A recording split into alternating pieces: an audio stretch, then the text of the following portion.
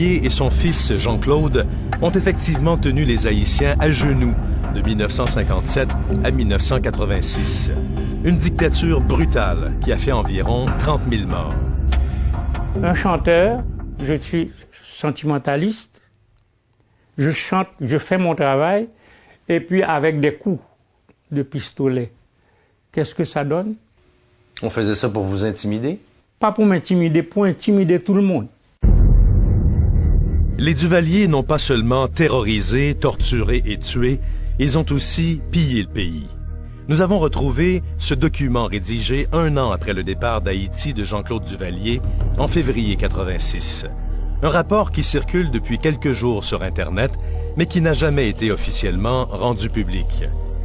L'enquête a été signée par l'ex-ministre haïtien de la Justice, François Saint-Fleur. Il est écrit que l'ex-dictateur Jean-Claude Duvalier et sa femme, Michelle Bennett, ont volé au moins 120 millions de dollars à l'État. La fraude des Duvalier est décrite dans ses moindres détails.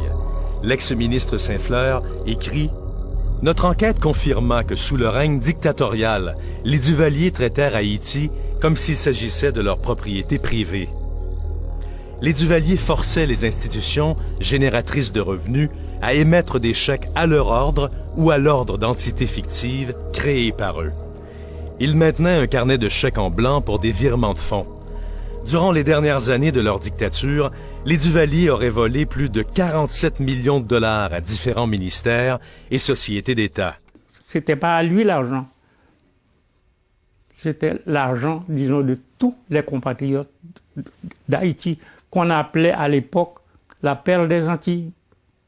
Cet ex-professeur de l'UQAM avait déjà lu ce rapport de la Banque de la République d'Haïti. Et on comprend très bien qu'aujourd'hui, on n'a pas eu à mettre en place un système national de santé, un système national éducatif, puisque les ressources publiques étaient détournées à des fins privées. Donc, quelque part, ce système qui fonctionne à la corruption continue encore d'opérer. Ce système a pu être en partie démasqué grâce aux témoignages d'anciens ministres et fonctionnaires.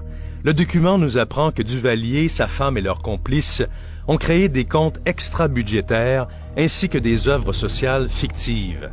Le rapport affirme les fonds destinés à ces œuvres étaient simplement détournés par les Duvalier. Par exemple, des chèques étaient tirés mensuellement à l'ordre de l'hôpital du Bon Repos, un centre médical pour bébés et femmes enceintes, endossé par Michel Duvalier et déposé dans son compte personnel. Ce qu'on voit, c'est pire que du crime économique, parce que souvent on s'arrête à la mention « Ah, ce sont des crimes économiques, ce ne sont pas des crimes de sang ». Mais ce sont des crimes économiques dans un pays où 80% des gens n'ont pas accès à l'eau potable. Ça veut dire qu'il y a certainement eu, indirectement, des gens qui sont morts. L'enquête nous apprend aussi que les Duvalier ont transféré aux États-Unis, en France et en Suisse 86 millions de dollars au cours des 3 dernières années de leur règne. Le dictateur et ses complices se sont également offerts des appartements de luxe à New York, Paris, ainsi qu'un yacht valant 3 millions. On a l'impression que la corruption fait partie intrinsèque du mode de fonctionnement de l'État haïtien. Et donc les gens n'avaient pas vraiment intérêt à ouvrir cette boîte puisqu'ils en bénéficiaient. C'est la cupidité. Un peu amène un peu plus. Et ce sont des pays qui n'ont pas de direction. Alors, lorsque vous ne savez pas où vous allez, vous finissez par aller nulle part. Jean-Claude Duvalier aura pillé son pays jusqu'à la dernière minute. Le rapport mentionne que dans la nuit du 6 février 86, qui précéda sa fuite, il s'est émis 3 chèques pour un total de 169 000 dollars. L'enquête de l'ex-ministre Saint-Fleur visait à entamer un procès contre Duvalier et ses complices, procès qui n'a jamais eu lieu. La famille du dictateur trouvera finalement refuge en France, seul pays à vouloir les accueillir. Ils y resteront impunis. On voit sur ces photos l'ex-femme de Jean-Claude Duvalier mener la belle vie en Europe avec ses fils. Même l'ex-président français Jacques Chirac, sa femme Bernadette et l'ex-ministre des Affaires étrangères de France, Dominique de Villepin, posent avec l'ex-femme du dictateur d'Haïti.